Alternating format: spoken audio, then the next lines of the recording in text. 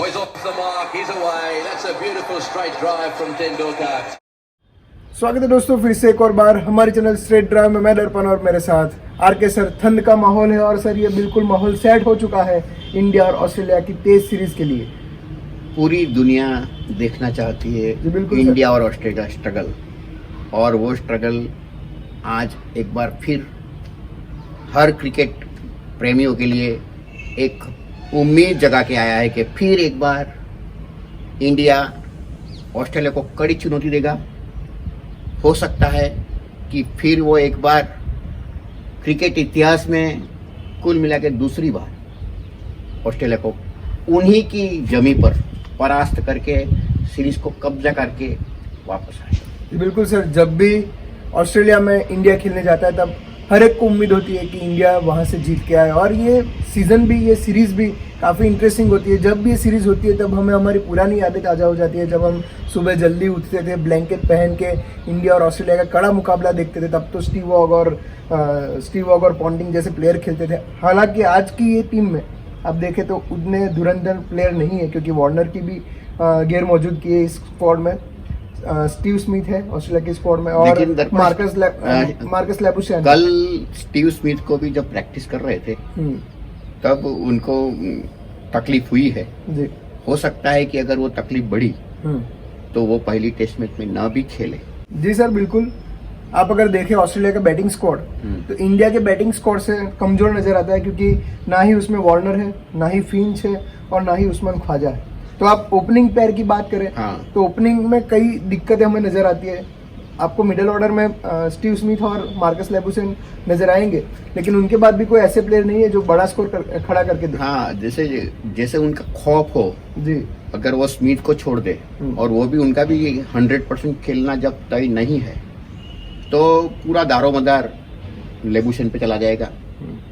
तो उनका batting order हमें लगता है कि जैसे 2018 में कमजोर था वैसा ही कमजोर है, जब पर्टिकुलरली वार्नर मौजूद नहीं है। और बर्न्स अच्छे बैट्समैन हैं, खेलते हैं तो बहुत अच्छा खेलते हैं, लेकिन अगर फेल होते हैं तो ज़्यादा रन नहीं बनाते हैं। उनके एवरेज भी 39-40 की है। तो एक अच्छे ओपनर को ऐसी एवरेज उतनी बेहतर नहीं है। और सामने अगर दूसरा हैरिस की बात करें तो हैरिस की तो एवरेज ही बहुत कम है। और वो अगर ये एवरेज अगर 5-6 टेस्ट मैच खेलने के बाद ऐसी होती है तो फिर जाहिर है कि दिक्कत का सामना उनको करना पड़ेगा, क्योंकि उनका जो एक दूसरा जो ओपनर है वो भी फिलहाल नहीं खेल रहा है। जी बिल्कुल। लेकिन सर उनके सामने देखें हमारा बैटिंग ऑर्डर काफ़ी मजबूत नजर आता है।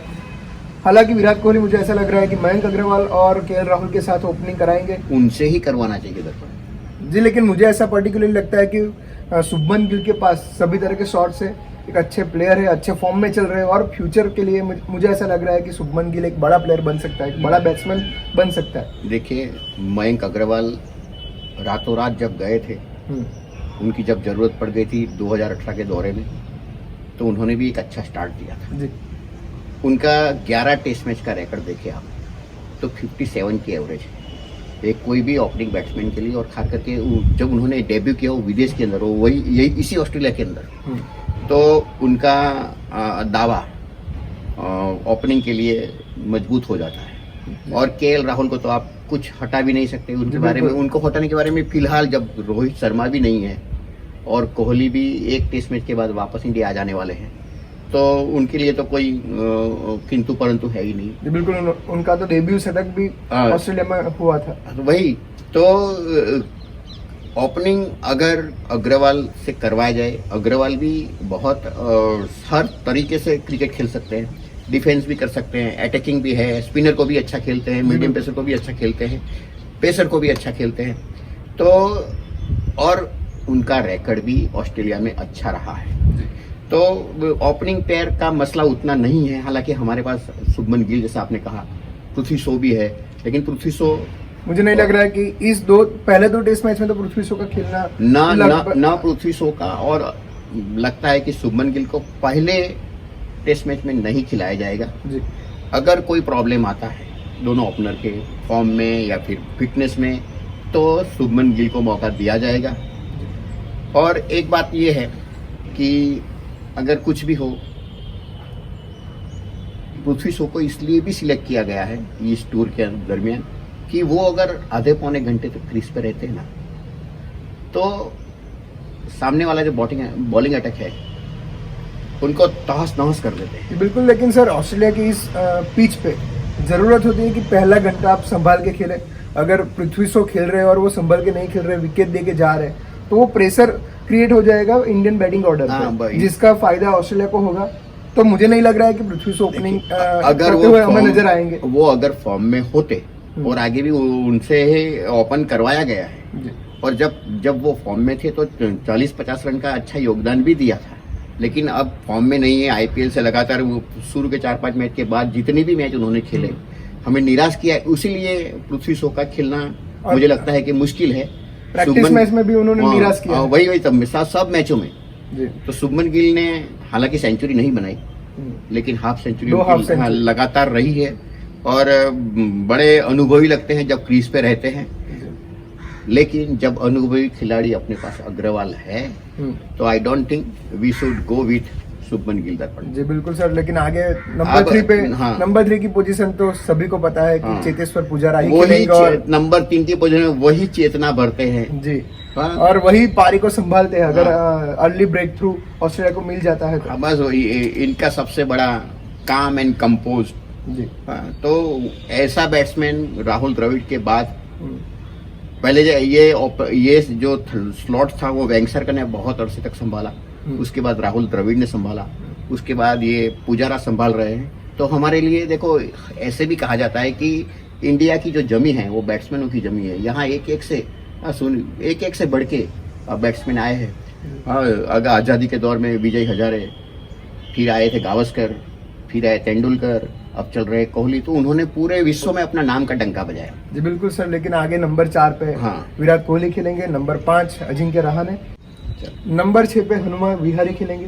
अभी अच्छे प्लेयर है और अपने विकेट फेंक के नहीं आते। प्लस पॉइंट ये है हनुमा विहारी। टेस्ट मैच जब खेला जाता है तो आपके स्क्वाड के अंदर 2-3 बल्लेबाज ऐसे चाहिए जो अपनी विकेट का महत्व समझते हैं, जो वो रन के पीछे नहीं जाते, अगर रन आते हैं तो लेते हैं।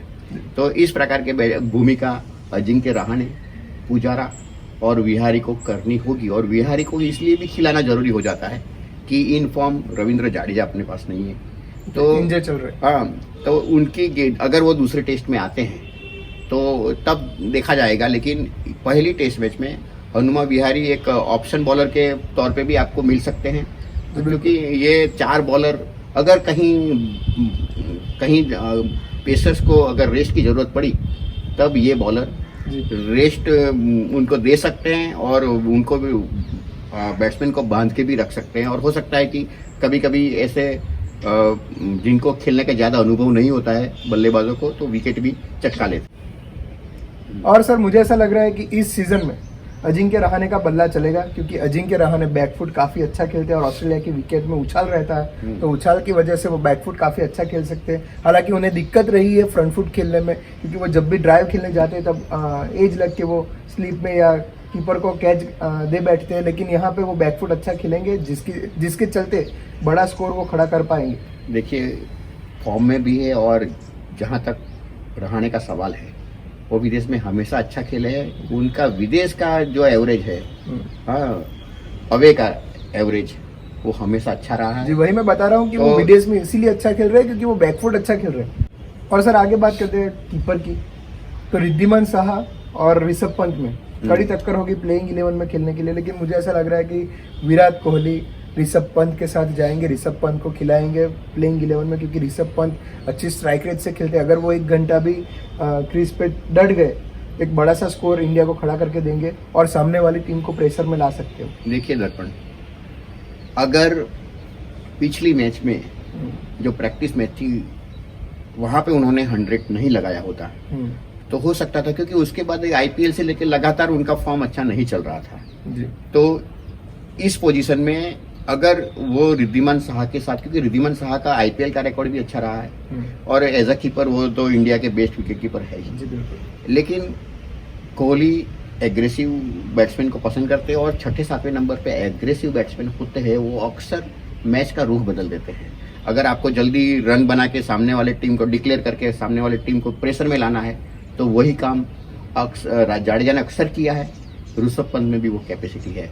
और अगर आपको याद हो तो जब रोहित शर्मा ओपनर के तौर पे सेट नहीं हुए थे तो उनको 5 नंबर पे इसीलिए खिलाने की कोशिश की गई थी, इसी कोहली के द्वारा जी। तो हालांकि वो उतने सफल नहीं रहे थे, लेकिन रोहित शर्मा को इसीलिए, क्योंकि 5, 6, 7 नंबर पे अगर एग्रेसिव बैट्समैन होता है, खास करके 6 और 7 नंबर पे, तो बहुत ही उपयोगी होता है। और कभी कभी क्या होता है दर्पण कि विकेट इतनी टर्न लेते हैं कि जो संभलने वाले बल्लेबाज होते हैं वो 50 गेंद में 10 रन बनाते हैं, और ऐसे लोग जो होते हैं वो 10 गेंद में 25 रन बना के चले आते हैं। तो जहां बहुत विकेट टर्न लेते हैं तभी भी एग्रेसिव बैट्समैन मैच का रुख और रुझान बदल देते हैं। इसीलिए मुझे लगता है कि ऋषभ पंत को कोहली एक और मौका देंगे, क्योंकि उनका एवरेज करीब करीब 37-38 का है, जबकि साहा का एवरेज 17-18 का है। तो ये ऋषभ पंत जिस तरह से गिलक्रिस्ट ऑस्ट्रेलिया की टीम में रोल प्ले करते थे टेस्ट में, उस तरह से हमें नजर आ सकते हैं इन फ्यूचर ऋषभ पंत। आगे चलते हैं सर इंडियन बॉलिंग अटैक की ओर। तो मुझे लगता है कि शमी खेलेंगे, बुमराह खेलेंगे। बात फंसी हुई है तीसरे बॉलर के लिए, तीसरे पेस बॉलर के लिए, या तो उमेश यादव, या तो नवदीप सैनी, या फिर मोहम्मद सिराज। देखिए, मोहम्मद सिराज का तो मुझे नहीं लगता कि पहली टेस्ट में उपयोग किया जाएगा। ईशांत शर्मा को ये इंडियन टीम बहुत मिस करेगी, क्योंकि देखो जो पेस अटैक में वेरिएशन चाहिए, तो बुमराह एक अपनी ऑकवर्ड बॉलिंग एक्शन से और उनके जो एंगल बनते हैं उनकी वजह से सामने वाले किसी भी बैट्समैन को परेशान कर सकते हैं। शमी है, उनकी लाइन लेंथ हमेशा लाजवाब रही है, और रिवर्स स्विंग भी अच्छा है, और पेस भी अच्छी रहती है। तो दोनों का खेलना तय है। लेकिन अब मामला इसलिए फंसा हुआ है कि दोनों की स्पीड अगर देखने जाए, उमेश यादव की और सैनी की, तो करीब करीब सेम है। इनकी हाइट अच्छी है, तो अगर ईशांत शर्मा की गैर मौजूदगी में, जहां ये पिंक बॉल है, वैसे भी ऑस्ट्रेलियन टीम उछल वाली होती है और ये पिंक बॉल ज़्यादा उछलता है, तो हाइट से अगर गेंद आती है तो और उछाल मिलता है। तो उस हिसाब से यादव का जो तजुर्बा है उनको इतना तजब्बु नहीं दिया जाए, और हो सकता है कि नवदीप सैनी खेले। अगर मैनेजमेंट ये सोचता है कि पहली टेस्ट में उमेश यादव के साथ ही जाएंगे, क्योंकि उनका एक्सपीरियंस भी अच्छा है, और एज अ बॉलर दर्पण उन्होंने जब भी खेला है तो उनका इतना परफॉर्मेंस खराब नहीं रहा है, बल्कि उन्होंने 44 टेस्ट मैच के अंदर करीब करीब 150 विकेट लिए हैं। जी बिल्कुल। तो उनका भी इतना as a third bowler record खराब नहीं रहा है। नवदीप सैनी को अपने आप को इंटरनेशनल क्रिकेट में प्रूव करना है, तो हो सकता है कि दूसरी टेस्ट मैच में उनके बारे में जो अपने ऑप्शंस है वो देखे जाए। हालांकि जो नेट में कैसे बॉलिंग करते हैं वो भी वो मैनेजमेंट देखती है, और उसके हिसाब से फाइनल डिसीजन लिया जाएगा।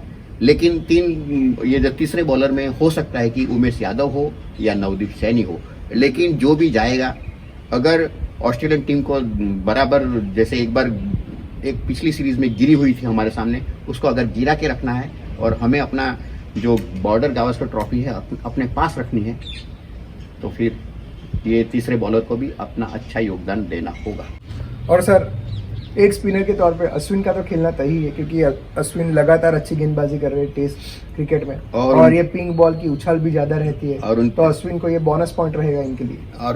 और अश्विन तो जो उन्होंने इतने सारे वेरिएशंस किए हैं कि हमेशा बैट्समैन गेसिंग में रहते हैं। अगर वो अगर स्क्वाड में नहीं रहते तो बहुत मेहनत करने वाले खिलाड़ी है, और वैसे भी हमने आगे कहा कि साउथ के खिलाड़ी बहुत मेहनत करते हैं। तो रविचंद्रन अश्विन में दूसरी उनकी बैटिंग भी अच्छी है, और जब हमारे पास ऑस्ट्रेलिया की भूमि के अंदर अगर बैटिंग लाइनअप अच्छी होती है तो बहुत प्लस पॉइंट रहता है, और वो रविचंद्रन अश्विन के थ्रू हमें वो प्रोवाइड किया जाएगा। जी, हमने हमारे स्पिनर की बात की, लेकिन ऑस्ट्रेलिया के स्पिनर में एक और ऐसे स्पिनर है जो दिक्कतें खड़ी कर सकता है इंडियन बैट्समैनों के लिए, वो है नाथन लियोन। हाँ, वो उन्होंने हमेशा दिक्कत खड़ी की, और वैसे कहा जाता है कि हमारे बैट्समैन स्पिनर को अच्छा खेलते हैं, लेकिन पिछले 5-7 सालों से हम देख रहे हैं कि हमारे बैट्समैन स्पिनर को खेलने में दिक्कत महसूस करते हैं। और उसमें ये नाथन बहुत ही एक्सपीरियंस बॉलर है, और उन्होंने हमेशा इंडिया के लिए दिक्कतें पैदा की है। तो इस पोजीशन में अग्रवाल और हनुमा विहारी, ये सब जो संभल के खेलने वाले हैं वो अपनी विकेट न दे दे, वो उनके लिए बहुत इम्पोर्टेंट रहेगा।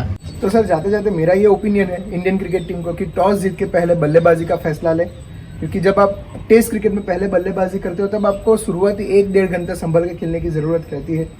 आप 1-1.5 घंटा बिना विकेट खोए खेल लेते हो तो आप एक टीम को मजबूत परिस्थिति में ले जा सकते हो। देखिए, जहाँ तक टेस्ट मैच का सवाल है,